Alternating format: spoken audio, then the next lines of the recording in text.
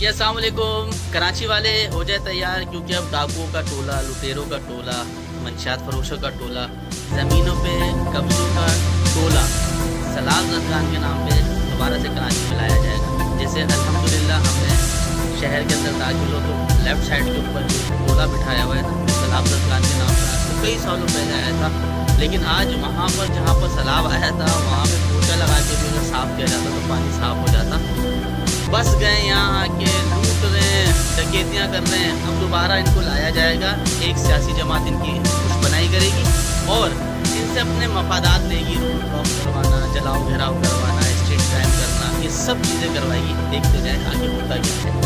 अभी कुछ दिन पहले एक CCTV फुटेज के अंदर कुछ लोग आए जिन्होंने जो है कुछ बैनर्स उतारे, कहीं पर जलाओ घेराव किया, कराओ किया, कुछ किया। इस तरीके की बहुत सारी वारदातें हुई, उनमें CCTV के अंदर लोगों की शक्ल तक आ गई, लेकिन नादरा में रिकॉर्ड नहीं। वजह जो लेकर आए उनका कोई यहाँ पे वली वारिस नहीं है, कोई अता पता नहीं है। इसी तरीके से दोबारा इस शहर के अंदर लोगों को फंसाया जा रहा है जिसका कोई क्रिमिनल रिकॉर्ड क्या है पता नहीं है, कहाँ से आए हैं, कौन है, किस शहर से ताल्लुक़ है, किस मुल्क से ताल्लुक़ है, वो पाकिस्तान के हैं भी या नहीं, कोई पूछने वाला नहीं।